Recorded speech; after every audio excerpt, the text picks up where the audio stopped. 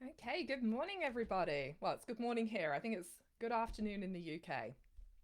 Okay, well, let's see. Okay, I think that is live. So, my name is Helen Nibs, and I'm really excited to be here with you, spiritual entrepreneurs, today and part of the summit. So, thank you, Vicky, for including me in this wonderful summit. And today I'm going to be talking about creating wealth through intuitive business practices. So, I don't want this to be a monologue, so please feel free to jump in at any time in the comments, ask me any questions, just give me some feedback, and I will try to get to everybody. So, so first of all, I'd like to tell you a little bit about me and why I'm talking about this today. So, I have spent 22 years in corporate America, including 9 as a CEO of 2 multi-million dollar companies. But I was also working as an intuitive as well on this side with my own business. And the time came a couple of years ago when I said, hey, I'm just going to go out on my own. I'm leaving the corporate structured world and going to do this. So I have seen it from both sides of the fence and I know what works and what doesn't. And usually most of that comes from learning how not to do it in the first place, right? You learn by your mistakes. So that's kind of why I want to talk to you about this and intuition and how that all comes together and how that can help in a much larger corporate setting, because I do work with corporate clients intuitively, and but it can also work for you, because I think most of you today will be working on your own as entrepreneurs. So how can you bring it in both realms and get the most of it? Okay, so first of all, we should probably define what wealth is, right? Because each one of you watching this is going to have a different definition and, more importantly, a different dollar or pound amount, of what that is and what that means to you, what you need to get by, what would be huge success. And and so let's think about that. I don't want everyone to get too hung up on wealth just being money, cold hard cash. Although that's nice, obviously, and you do need it for a business. But I want you to think about it in broader terms. And I think that will help to take some of the pressure off, because I know people can think, oh my gosh, it isn't working. It isn't working. Look, my bank account isn't going up as much as I would like it to this month. But think of it in different areas as well and see if you're succeeding in some other areas that you just hadn't perhaps given credit to. For example, for me, when I was working my corporate role, then it was, very time intensive. It took a lot of time, took a lot of travel. I was away an awful lot for travel. And so for me, when I left that and started out on my own, the having the time back to myself was huge wealth in the bank for me. Having that change in energy, that was a huge wealth for me. That was abundance for me. Being able to choose my own schedule, right? Um, Not be tied up in meetings all day, huge plus. So think about where you are abundant. Instead of perhaps using the word term wealth, think about where your abundance comes in, and whether that is having that time, having that energy, having, friends, family, all the things you have in your life. Write down all the things that you have and then start to feel that wealth when you look at it. Hi, Louise. So start to look at that and then start to change it, how you feel about it. And sometimes you, especially when you start out on your own as an entrepreneur, people perhaps aren't necessarily stampeding your door or placing online orders right away, and you might have more time on your hands than you do appointments or sales. Start to think of that in terms of wealth, because you have the time. So this is the time that you can plan and dream and structure what you would like the business to look like. Because if you walk into a very busy business, then they're just like, if you walk into the middle of a restaurant in the middle of a lunch rush, they don't have the time to sit and plan the evening menu. They're like, it's chaos, we're busy, we're super busy, we're super busy, we don't have time for planning. So take the most of this time and just be like, wow, do you know what? I'm glad I've got this time. I can plan ahead. Make the most of it. Hi, Ida. Hope I'm saying that right.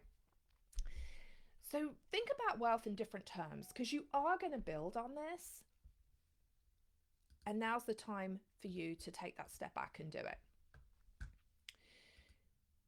When it comes to intuitive business decisions, that sounds kind of odd to some people.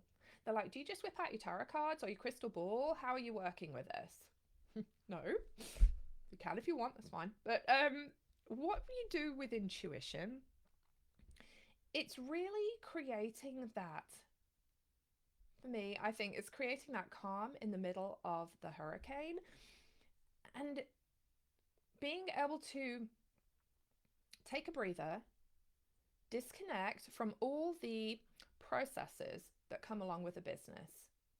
You know, all that daily to-do list, the networking, the balancing your books, the marketing, the this, that, and the other.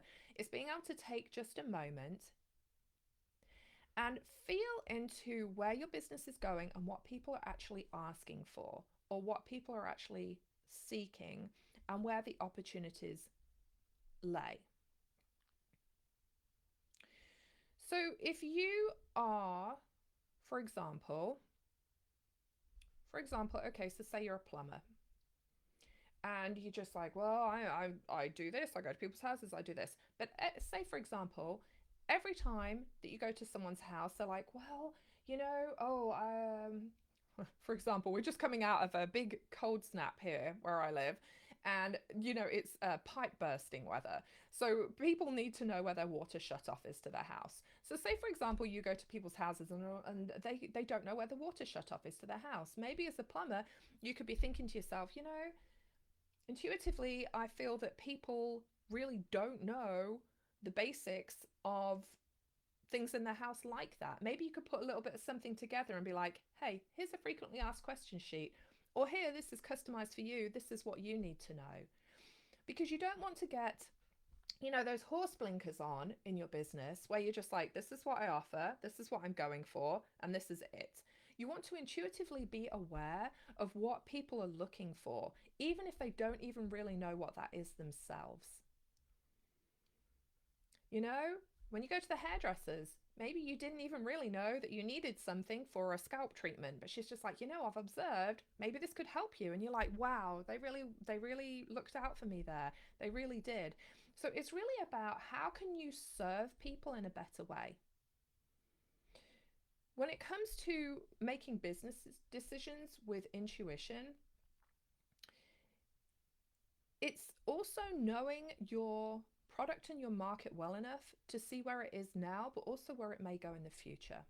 I recently just read an article by Richard Branson, and I think we can all agree that he's used intuition over the decades in his business to amazing effect.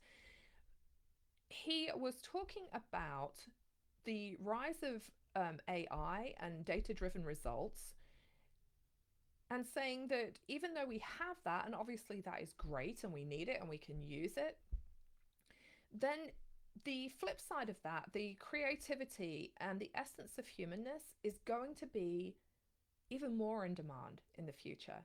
Because that's where intuition comes in that at the moment anyway, AI cannot replicate.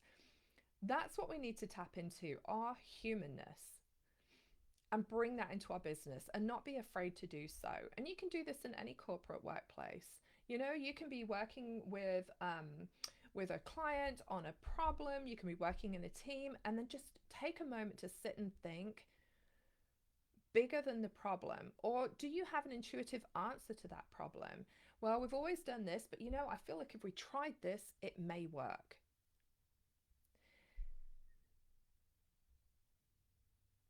So using logic and intuition together, it's like the ultimate combo deal, right? You can just bring all those strengths to it and it's going to be stronger. Because I think that you can probably think right now when you're watching this, of a time that you have used your intuition and it worked. It paid off. You're like, yes, my gut feeling was right on this. But probably more likely, you're sitting there going, I had a gut feeling about something and I didn't act on it because I didn't want to trust it. I didn't want to trust myself. I didn't want to trust my intuition. I thought it might look silly. I thought it was a bit out there. I wasn't sure. So write in the comments if you can think of a moment right now where you should have acted on it, could have acted on it, and you didn't, and you wish you had. So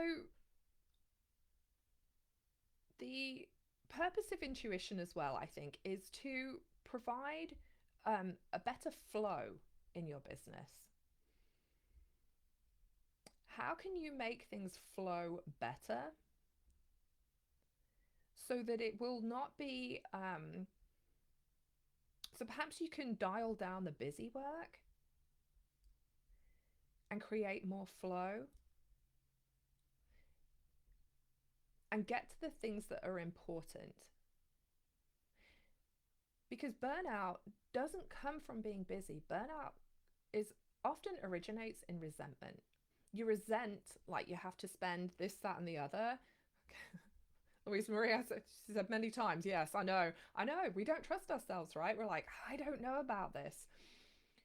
The part of the part of relying on intuition and wealth, those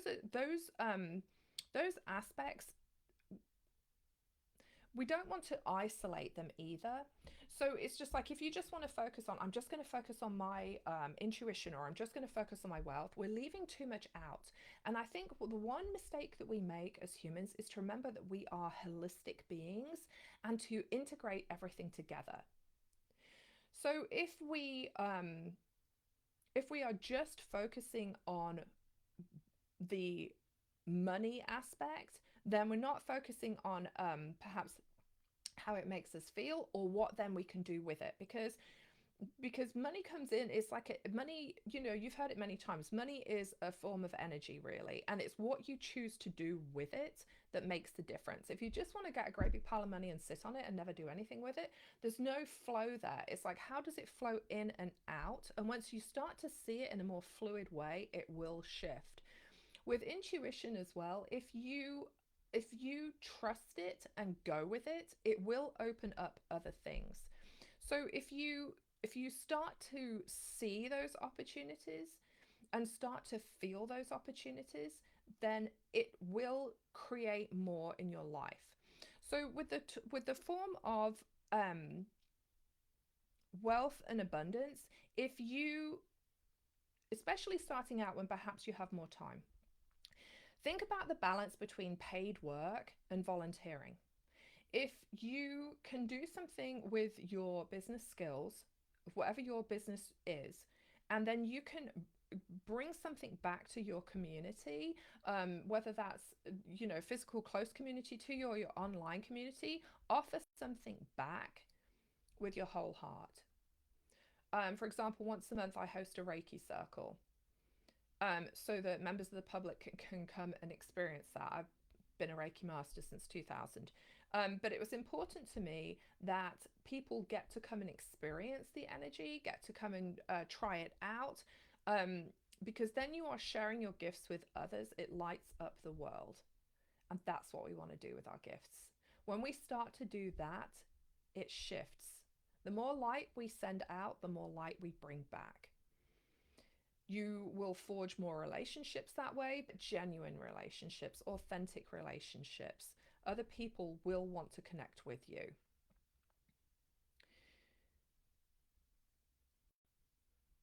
The block a lot of the time to creating wealth, I think, when entrepreneurs start out, can be a lot of people refer to it as imposter syndrome, but I had a much better definition, and it said that we should talk about it as instead of that, as like a beginner's syndrome or a beginner's mindset, because we just are starting out on the path. We're not experts yet.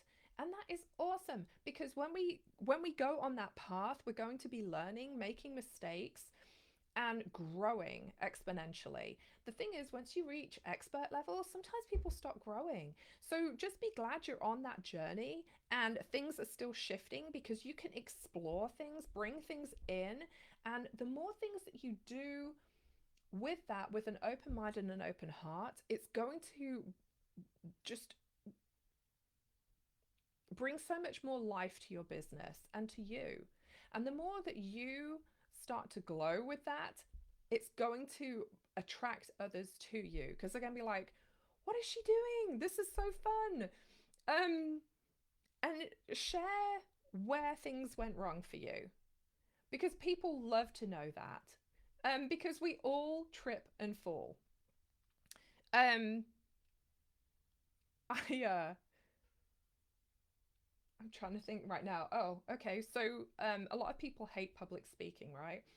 I was probably about, oh gosh, I was probably about 2021, and I was drunk at a music festival and I got tapped on my shoulder by a national news crew who asked me a question about this music festival. And, it did not go well, as you can imagine. And it was broadcast on the national news. And really, after that, I'm like, well, I don't think I'm worried about public speaking anymore, because I don't know if it can get much worse than that. So sometimes, sometimes these experiences that don't go well can really help you in the future, because you're just like, even if it becomes your baseline.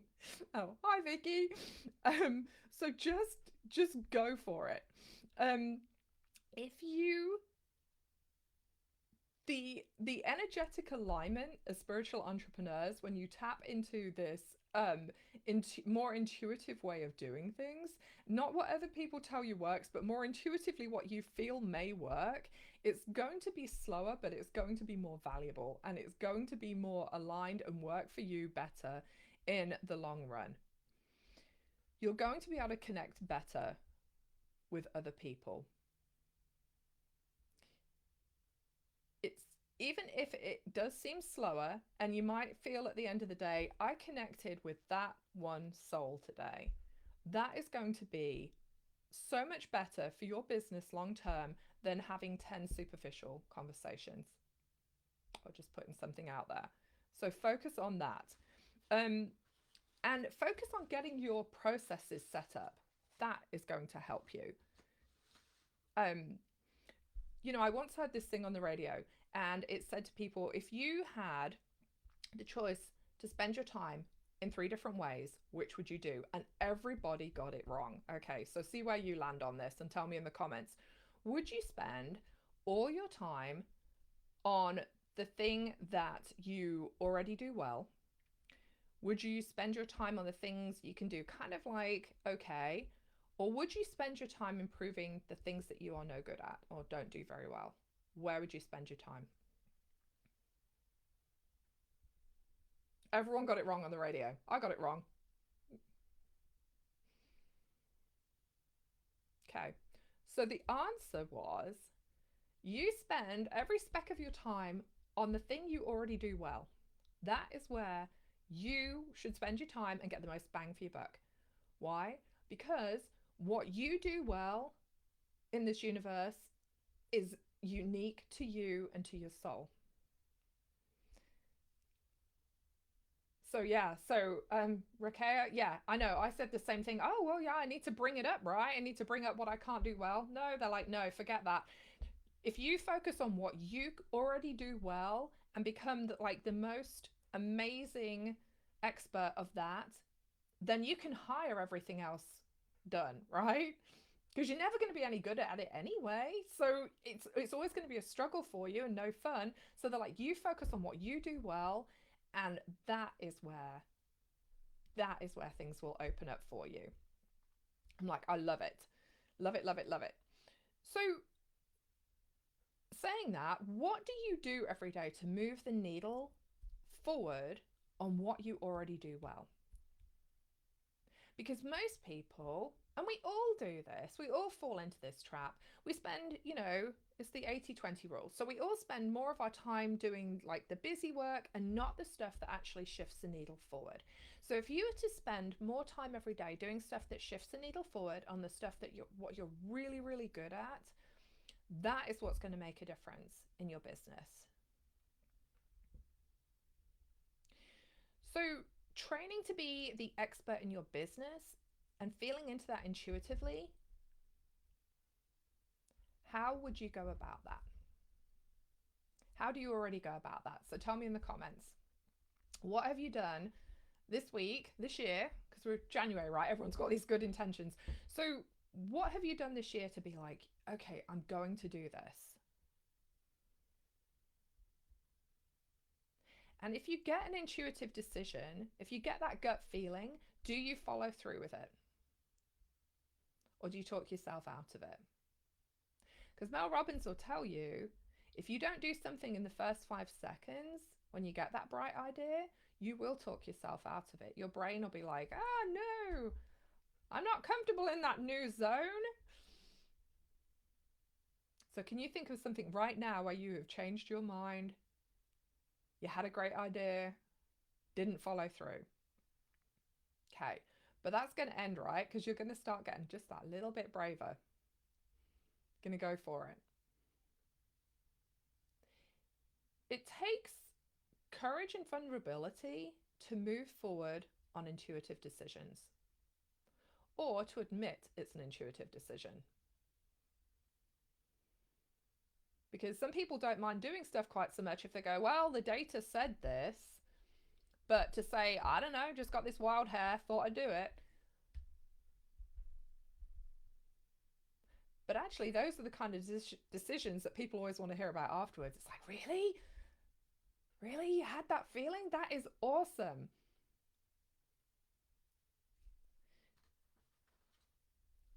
So, as entrepreneurs as well, when, it's like I was saying earlier, when you are working with your clients, it's about seeing a need and providing that solution. So Louise, yeah, so she uses her quiet time to work and research and forward her plan without being worried she's quiet. Yeah. And that is the thing too, isn't it? Because we're so driven a lot of the time that having that time out can seem like um I wouldn't say wasted time, but it's not productive. But we need that. Like Warren Buffett reads 5 to 6 hours a day. You've got to allow time for those bigger ideas to come in. You've got to allow time to reconnect with self, and to allow those ideas to flow. Looking at what other people are doing, seeing what's working for them, and see what aligns with you. Because you might look at the and I hope you're all thinking right now, whatever field you're in, think who the top thought leader is in your field. Watch their YouTubes and go, yes, okay, I see that. And then 2 of those points out, those 5 really resonate with me. How can I expand on that? And how can I plan for that moving forward? How can I, like, well, they just touched on this one point, but that's something I've been thinking about, and I feel like I can really expand more on that. How do you bring yourself and your essence to it? Because that's what people want to see. They want to see your unique soul coming to it. And I think a lot of the time as solo entrepreneurs, we don't always dream big enough. But big dreams or big goals are not really any more difficult than the smaller ones. When I first set up my own first little business in like 2000, I was a reflexologist actually. So I was going to people's houses and working on people, and because I had in my head, I knew I haven't long been certified, and so I will just charge this little bit, and and I didn't really push myself out there too much. And so it stayed small. But now I don't want you to fall down that same mistake as me, right? It's all a learning process, but still,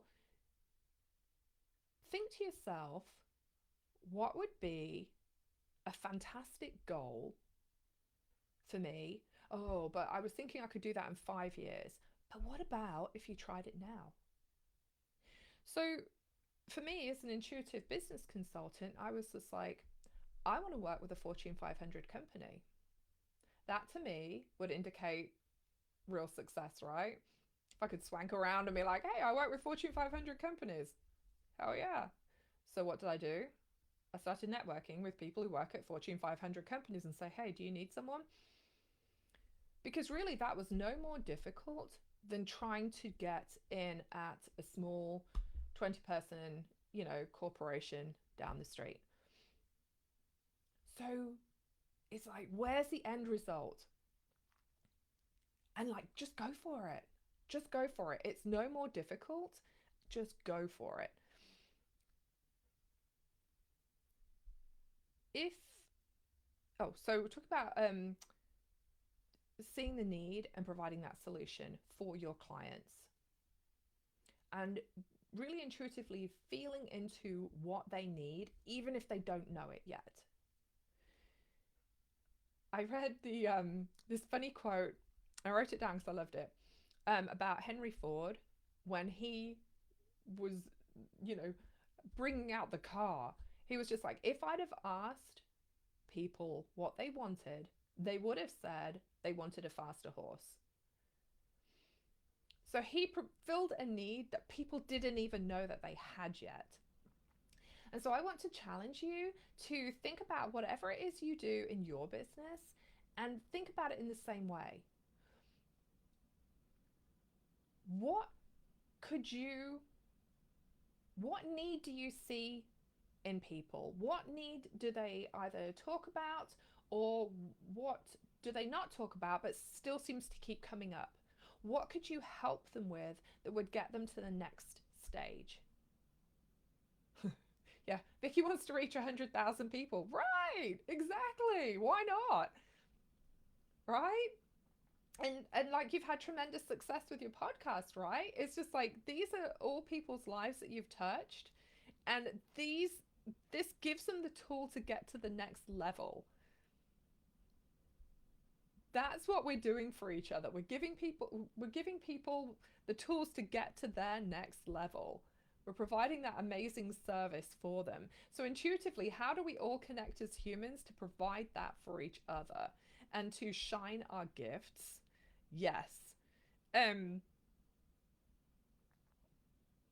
did anyone have any questions for me?